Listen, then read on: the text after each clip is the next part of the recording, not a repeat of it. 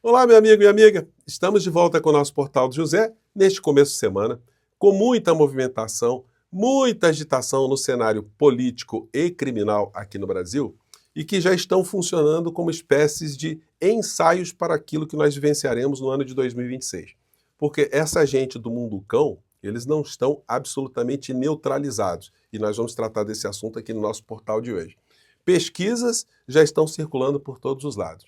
Agora, o mais importante do que as próprias pesquisas é a interpretação das pesquisas. E mais importante do que a interpretação das pesquisas é a interpretação de quem está fazendo a interpretação das pesquisas.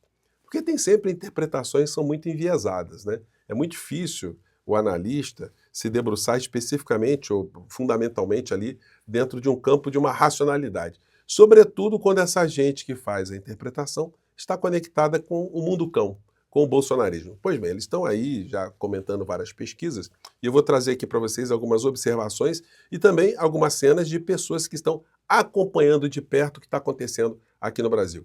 Bom, antes de entrar nos temas, é fundamental convidar você que chegou agora ao nosso portal e ainda não nos conhecia, para que, em primeiro lugar, você se inscreva aqui conosco e venha participar aqui dos nossos papos, aqui do nosso portal, enfim. Compartilhe os nossos vídeos, se você gostar, dê sempre seu joinha, seu comentário, porque ajudam a gente a chegar a mais pessoas como você. E se puder, prestigie também o nosso clube de membros. Você que é muito bem-vindo e muito bem-vinda.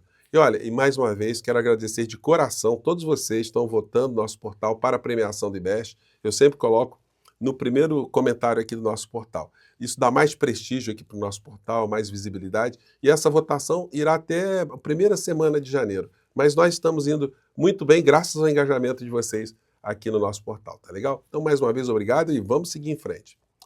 Gente, olha, hoje coisas que acontecem no Rio de Janeiro são uma espécie de espelho de coisas que acontecem também no Brasil.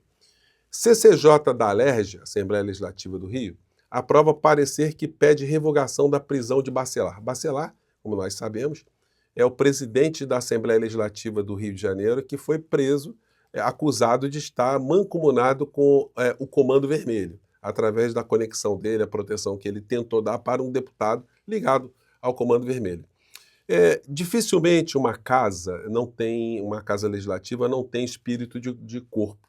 Então, enfim, eles estão postulando ali que o Bacelar, o presidente da Alerj, fique em liberdade, mas ele não está longe das investigações, não. Isso não o livrará de uma prisão mais cabeluda na frente e também com prisões também de criaturas que estão conectadas com ele.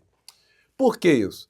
Porque ele, quando caiu na Arapuca, ele foi na Polícia Federal, ele estava com 3 telefones celulares e R$ 90 mil numa mochila. Coisa típica de bolsonarista, né? E aí o que acontece? Os telefones foram apreendidos pegando a criatura de surpresa. Ele pediu, quer dizer, a Polícia Federal pediu a senha dos telefones dele e ele não quis dar. Só que isso não adianta mais, né? A polícia já está quebrando o sigilo dos telefones dele e coisas surgirão, coisas brotarão por todos os cantos. Isso vai movimentar a política aqui no Rio de Janeiro e isso terá reflexo também no tabuleiro das eleições presidenciais, eleições para Senado, para deputados federais. A conferir. Matéria do Otávio Guedes.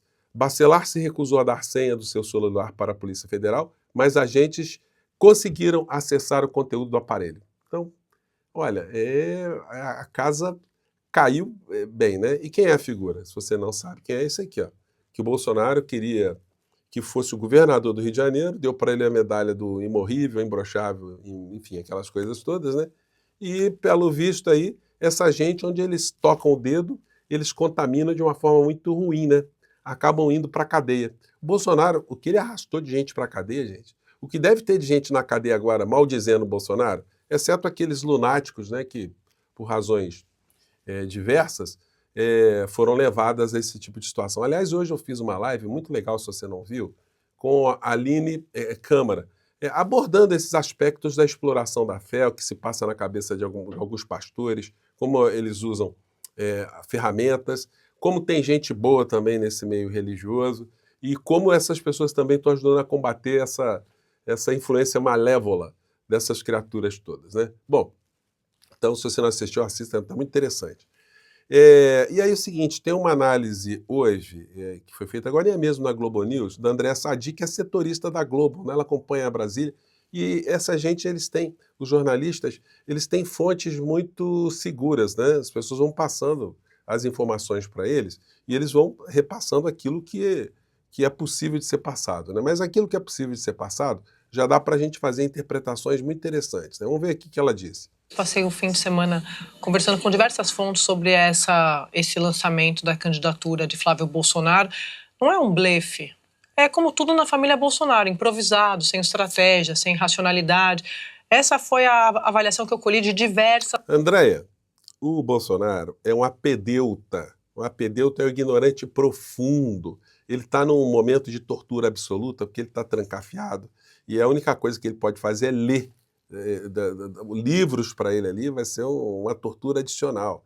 Então essa gente atua dessa forma porque surfaram no momento político, econômico aqui no nosso país e chegaram até o poder. E aí a gente precisa decifrar o que acontece com a boa parte da sociedade que não enxerga que esse grupo é um grupo que praticou genocídio aqui no nosso país. Gente que perdeu parente vota nessas criaturas, né? Isso a gente não pode deixar esquecer, não. Mas vamos seguir aqui o resto da análise. As fontes que são aliadas da família Bolsonaro, porque eles também foram surpreendidos.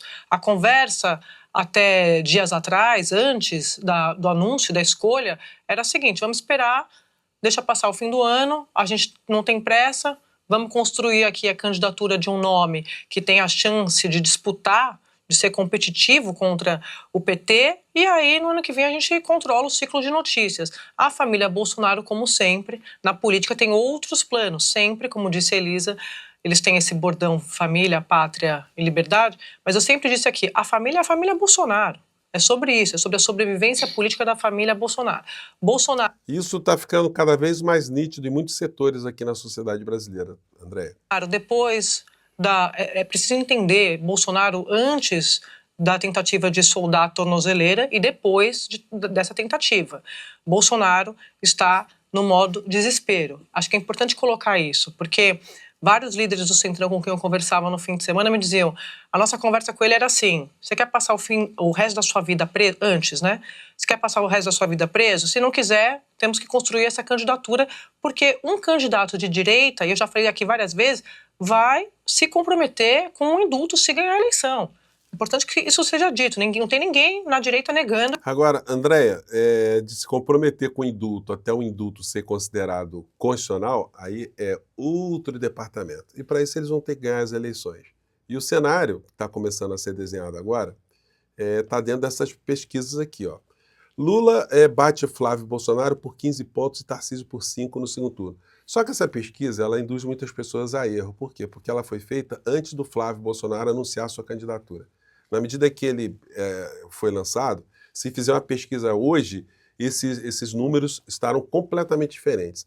A candidatura do clã Bolsonaro é extremamente competitiva, eu já tenho dito isso para vocês, porque eles têm uma grande base em igrejas neopentecostais, em igrejas evangélicas, e tem também os algoritmos que estarão a favor deles. O que nós temos como progressistas, de esquerda, humanistas a nosso favor, é que o governo tem indicadores muito positivos, tem uma realidade prática muito positiva que vai influenciar na vida do trabalhador, na vida das pessoas aqui no nosso país. Agora, é necessário que a comunicação seja muito mais eficiente, eu tenho dito aqui para vocês. Os progressistas aqui nas redes sociais, nós estamos na proporção de 5 para 1, ou seja, cada 5 canais de direita e de extrema-direita tem um canal progressista. E as Big Techs, eles fazem com que o conteúdo dessas criaturas chegue longe, né? Datafolha, 35% vem Bolsonaro maior líder da direita e 56% apontam Lula como maior na esquerda. Então Lula aparece bem em muitas análises, né? Muitos indicadores de pesquisa. Esse aqui dá uma boa pancada no Bolsonaro. Para 54%, a prisão de Jair Bolsonaro foi justa e para 40%, injusta. Olha, 40% considerar injusta é para a gente ficar sempre com o olho aberto, embora a diferença para quem acha que foi justo, é muito significativa também, né? São indicadores superficiais. Nós veremos mais modificações nessas pesquisas ao longo das próximas semanas, com certeza. Líderes do Centrão não atendem convites e esvaziam reunião com Flávio. Bom, os líderes do Centrão, o Ciro Nogueira, Rueda, enfim, eles deram uma banana de início para o Flávio para mostrar, olha, você não está com essa bola toda, não. O centrão é centrão. Vocês, bolsonaristas, são vocês. A conferir. A tendência é que todos eles, como morcrim informal, acabem apoiando o Flávio Bolsonaro nessa corrida presidencial. Como eu disse para vocês, as Big Techs vão jogar pesado, né? Gente, para se ter uma ideia de como funcionam algumas disseminações de informações nas redes sociais, eu trouxe de exemplo para vocês algo que aconteceu esse final de semana.